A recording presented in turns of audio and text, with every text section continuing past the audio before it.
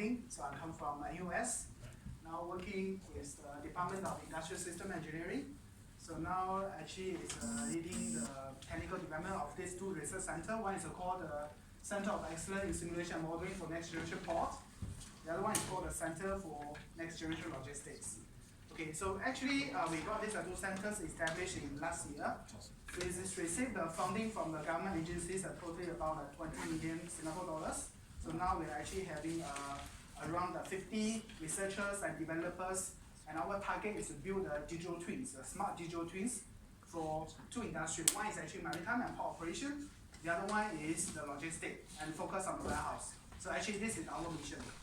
Okay, so so today I'm here to introduce to you some concept of the digital twins, the smart digital twins, and also our core technologies actually built based on the .NET framework, okay, which is we call the O2DES.NET. So later I'll introduce more about this, and also show you a little bit of the industrial example of how we use this technology to help to realize the mission given by the government research agencies. Okay, so I think the first one I want to share with you is our concept, our understanding of these smart digital twins. I think you might be very familiar about these terms because it actually have been very hot in the recent days. But actually during our past experience when we talk to the industry people, we found that people may have a different understanding of the digital twins. Okay, so meaning we actually draw this like a radar diagram to show what is happening or what we heard from the industry. We're trying to put into these 4 different dimensions. And we see that actually most likely when people talk about the digital twins, we actually focus on this horizontal axis. So on the right hand side, we're actually talking about the IoT devices, how we can actually connect to the physical world. We can use sensors to collect data and digitalize them, put into the digital system. So this is actually one of the effort. The other effort is to say that how we can let people to understand, observe what is happening outside by building some like visualization, user interface, and also I think Microsoft did a very good job here. Actually developed this HoloLens, so actually give people a real kind of the 3D feeling experience of what will happen in the physical world. Okay, so I think actually a lot of people have already done many great works on this horizontal axis. But actually we're thinking that something is actually missing there, or something's actually, as a research center from the university, we can do more jobs, we can do more research into this area. It's actually this vertical axis. So one way we call it granularity. So it actually means that when we look at the data, how details we can use the model to describe what is really happening in the real world. How close the model is in the digital world compared with reality. I think this will be very important for us. Okay, and later we'll introduce more about this. And actually the second one is, once we have this model, how can we use this model to do analysis so that it can help us to make some decisions. Okay, so actually we have another axis towards the outwards, okay, the upward directions. So I think later if I have time I can share more about these things. But I think now it will be better if that I will tell you that why this kind of the smart digital twin concept is important for the Industrial 4.0. So first, how we understand this problem is, first we try to understand in the past, in the human history, how human beings come up with the knowledge and accumulate the knowledge so that today we can achieve so advanced technologies in our world. So I think basically we can think about this, the knowledge generation and accumulation at this 3 main stage. The first one we call exploration, meaning that before that we know nothing. So through some practice, experiments, we collect the data, okay, then we know what is happening outside. Then the second stage we call summarizing, okay, or refining, meaning that based on what we collected, the data or whatever we see from the history, we try to summarize, we try to conclude the rules to map the scenario to the decision, to the action we're going to do. So this has become an experiment, become the knowledge, so that we can go to the third stage, which that we can propagate this knowledge to more people, to a large population, so that more people can benefit from what we have discovered. Okay, so actually this is the 3 stage. So when the Industrial 4.0 comes, we actually, the first stage we actually benefit is actually the propagation. For example, we have the internet, now we have a 5G network, have IoT, so that it makes a collection or propagate of the knowledge become very fast, or much easier. So this is the first thing we gain. Then the second one is actually about the knowledge summarizing, the refining. We have AI, we have machine learning to help us to analyze the data, okay, to let us to be very fast to conclude what is happening, to give us those experience, the rules to execute in the future. So actually that's the second advantage we're actually enjoying from the this Industry 4.0. But actually there's something missing is actually at exploration. So later we'll talk about this. So here we just want to focus, analyze a little bit more about this AI and machine learning. So basically what machine learning is doing, I mean from our point of view, is a kind of the regression model. Basically what we are doing is we're looking at what is happening in the real world. For example, just now we have this application about the form analyzing. So basically what we have is we're trying to digitalize what we can see from the real world. For example, the paper, we scan the text, we scan the image, so we digitalize it, this become the scenario variables. Then the second thing is actually, we want to abstract some information from this table. So this information become our response. So this will be on the y-axis. So what we are going to do is, we're trying to find a mapping between these two. Okay? So no matter what kind of the AI machine learning, as long as we talk about machine learning, basically they are doing the similar job here. But of course, in the real case, real application, the scenario can be much complicated than what is representing here. Okay? But actually we come up with one problem. What happens if there's some things we never discovered before? For example, just now we analyzed many pieces of the forms, the papers, but what happens if we come up with a form which will totally have a different format? Okay, so probably when we throw into the model, it will give us some result which might be wrong. Okay, so what's the reason? It's because actually we come up with some scenario which is outside of the historical data from the historical data pools. Like what is showing here, if you want to tell when this thing happens, what will be the response? If you just follow the same trend, give answer, this answer, most likely might not be accurate. Okay, so actually this is the dangers of simply applying the AI, the machine learning to any kind of a scenario, except it is especially for those scenarios which have never happened in the past.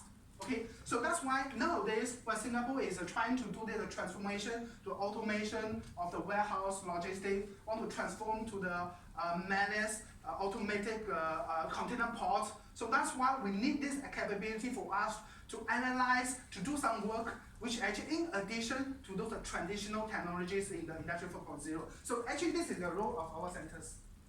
Okay, so actually there's one of the very successful application did this job quite well, which is actually the AlphaGo.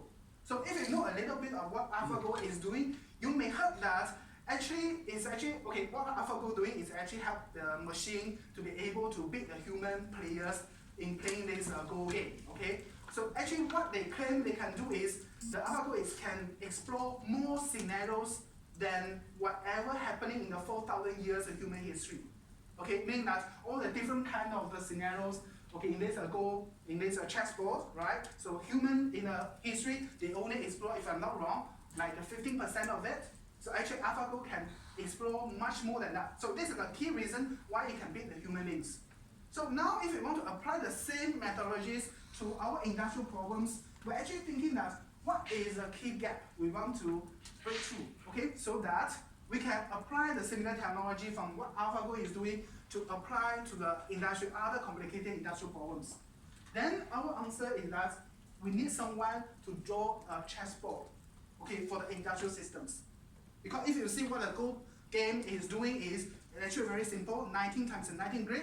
They have either empty, black, or white. Okay, so this is what we can see from the Go game. But if you go to industry, the status or the interactions is actually much more complicated. How to draw a board, the board game for the real industrial system will become a key point, okay, for us. I mean, in order to apply the similar technologies to make the decision more smart. So that's why we think that these two directions will be very important. The first one, how can we propose some methodologies for the industry to model their problem, model their system, to describe their system, especially in the way that the AI algorithm is able to understand. So this is actually some difference between us and the traditional simulation software. Those simulation software probably are building simulation for human to evaluate, to observe, to appreciate in the real system. But for us, we're building the simulator for the machine, for the AI algorithm. So this is actually the main difference. The second one is actually the analytics based on the simulation.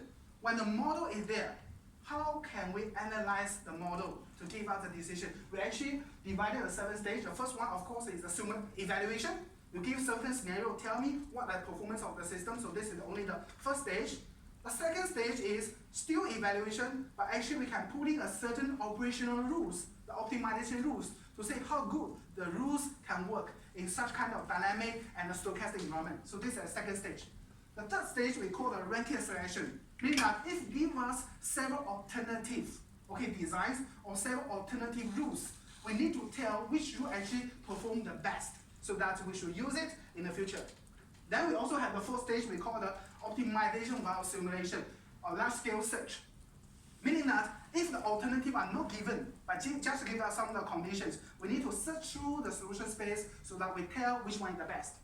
And also, we have the highest stage, which we call the simulation-based learning or simulation analytics, meaning that if even the scenario is not given, how can we find a solution? So in that case, we need to sample a lot of the scenarios. For each scenario, we try to optimize, find the best solutions. Then we find the mapping between the scenario, which is unknown in the future, to the decisions under such scenario. So after we do this kind of learning, when real scenario happens, we just ask the machine learning model is able to tell us what is the right action to go. So this is actually, then in that stage, we actually achieve the similar solution as AlphaGo can do for a Go game. So actually this is our roadmap. Yeah, but why we need a .NET? Yeah, because eventually we are from AUS, we're from the Research Institute. We want to focus on this 2 dimensions which we are good at. So we need to find some platform which is able to help us to deal with all the other solutions. For example, the AI, the IoT, and also like visualization, the HoloLens, like the human experience. We want some solution which is able to handle the rest so that we can focus on our algorithm, on our model. So this reason is very simple and very strong. Why we come here, we choose a .NET. So this is what I mean. With all the Microsoft product plus what we are doing in our center, we hope we can achieve this smart digital twins.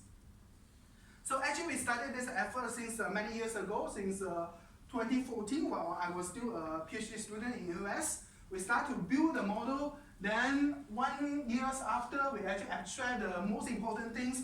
Then we call this a framework, a library, so that we can reuse the library for different projects. Then after that, we start to collaborate with MPA, the Ministry of the Maritime and Port Authorities of Singapore. So we start to do some analysis of the future port of Singapore by using this model. Then we identify some limitation. Then we keep evolving. We come up with a new version which is able to do a modularized modeling. So later I can introduce a little bit on this.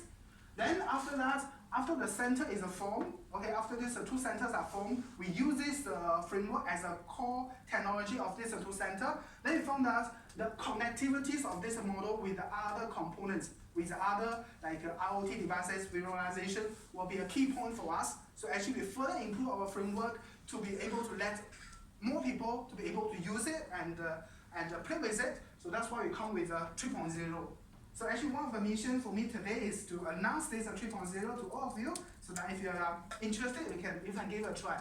So what are the good things about this 3.0 compared with the previous few versions is it can work out faster, it actually is simpler to use, and still flexible as the previous versions, and also is more compatible with the other platform, the other devices.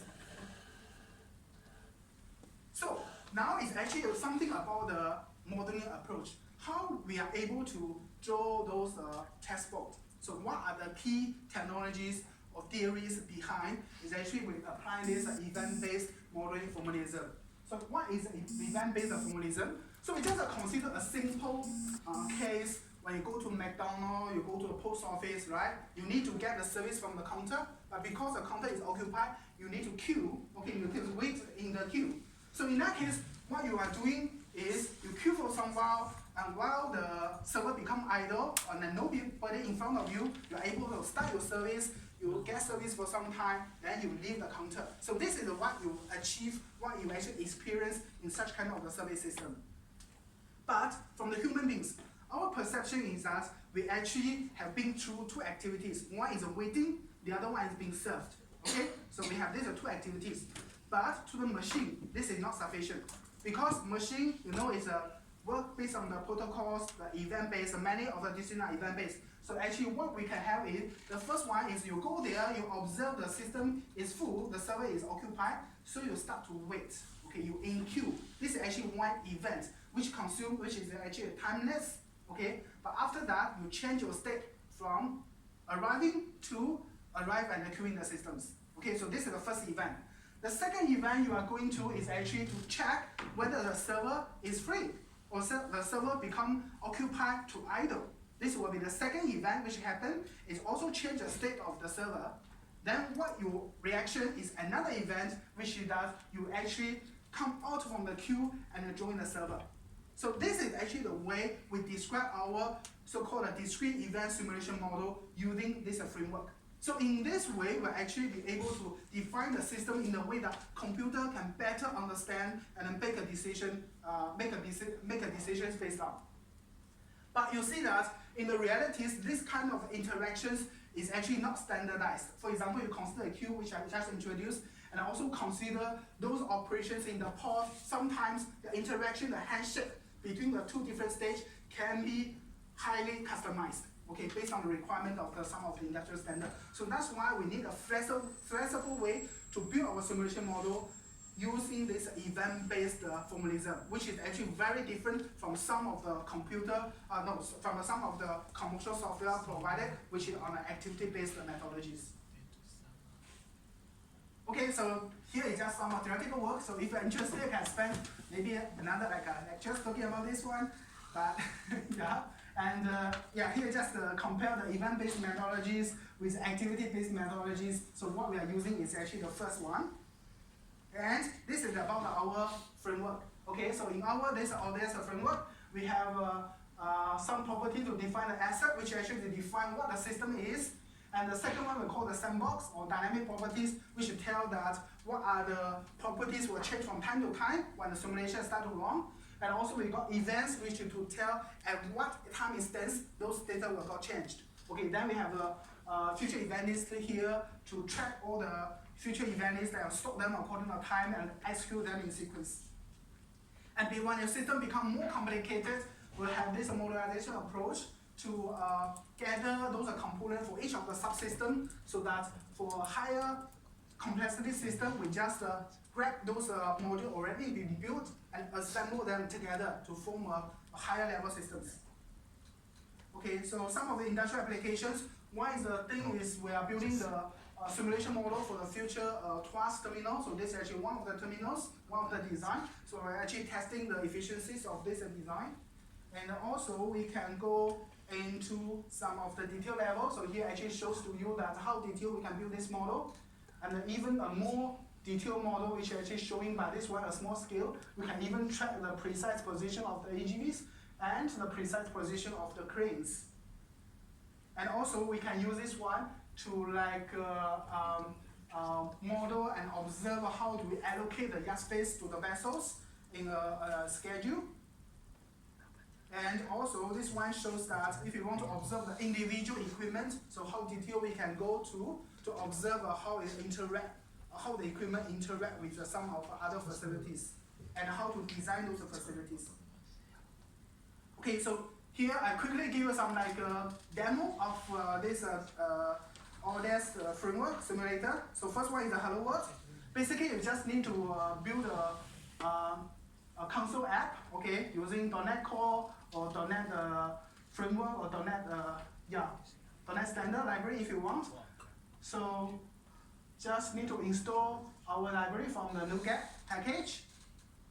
Okay, then this is a simple way you can build your first Hello World model. So basically, you just need to extend the sandbox, which is actually the basic abstract class we have. Then you define your events here. So here we only got a single event called my event. Then inside, when this event is happening, you just print a line like the Hello World. Then you schedule your next my event, okay, with a different parameter at a later time. For example, here is 1 minute after. Then in the constructor of this first simulator, you just need to schedule your first event with a parameter, have this index of the 1, okay? So what you will expect to see that if you print hello world 1, schedule one event 1 minute later, we'll print hello world 2, hello world 3, etc.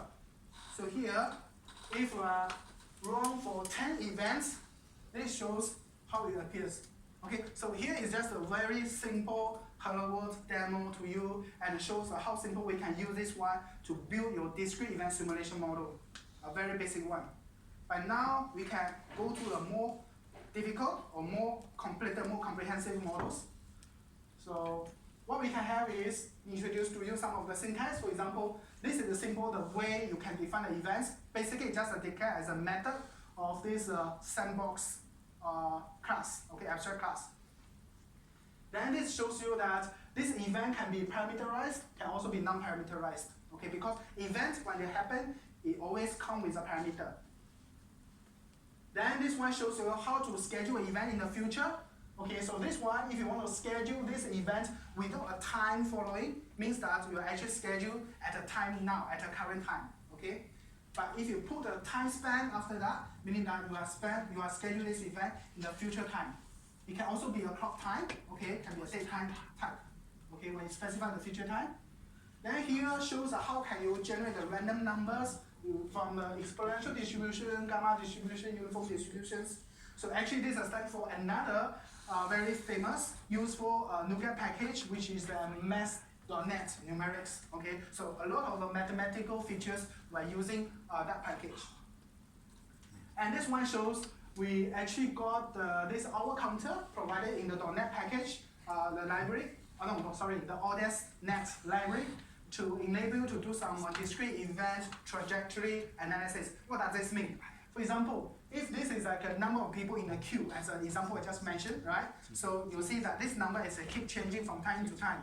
So if you want to ask a question, what are the average number in the queue? Okay, you just use this package, you should be able to tell the statistics for this. And this shows all the functions provided by this hour counter statistics tool. And this shows we have an alternative way to run the model. Can run a single event, can run a number of events, can run based on the simulation time. If you want to simulate for like 10 minutes, 1 hour, can also by specify a terminating time of the simulation, can also run the simulation based on scale to the real time. Okay, so just now is for the atomic model, meaning that every event within the single class. But what happens if you want to have a complex system? We have many different subsystems, each one is actually a class. How we build them and let them interact with each other. Okay, so this shows the concept, how we do the modularization. So the first thing you need to do is expose some of the events as an input event, the public method, make it public, so it becomes input events of this module, so it can be accessed from outside. The second one is you need to build some like event delegate, okay, for the action is actually the action type, meaning that this will become the output event, meaning that when this is executed, it actually triggers some things to the outside, okay? And this shows you how we actually trigger the output events inside internal events. We just use this output event is a delegate.invoke, or invoke with certain parameters. Okay, because every event can be parameterized. And also for the better modularities, we actually suggest all the properties to be read-only for the module, so that the only things you can change the property of the module is through the input events. So this is the basic principles we set in our model building. Okay, then this one a little bit complicated, shows that how we can connect the one output event to an input event. And these connections can have the same parameter, which is very simple. It can also have a different parameter. One, the input events have a more parameter than the output, so that we need to create this parameter, this object, okay? So that we can satisfy what we need in the input but not pass out from the output. And what happens if the output have more parameter than the input? We just need a parameter set here to capture this output object but not using it in the input event. Okay, so this is actually simple syntax. Okay, I think that's all the syntax I want to introduce to you. So to our website, you can actually find the demo program implementation for this queuing system I just mentioned. You go to McDonald's, how do you queue? How can you start service? We actually have implementation of these models from the both atomic way and the modularized way. So we have this two way of implementation. So just be tolerant about our website because we are still developing that. So probably now you go to it, did not see much things, but source code is already updated. I will keep updating that so you can keep observing, or maybe if you have any questions, can send an email to me by the email indicated in the GitHub. Okay? So thank you. And also I want to acknowledge one of the important people in our center, which is Reza. I think many of you know about him. So he's actually now is our colleague. So this work, I mean, why we are able to launch this version 3.0, the latest version, actually because our team have learned a lot from him. Also, you know that because we are actually an educational institute, right? So we do not really have many senior developers. So many of our researchers, developers are very at the junior level, fresh graduate. So actually, Reza play a very important role to our team to help to shuffle those shifts. Okay, so I will thank him very much, and hope he can join us next time. Okay.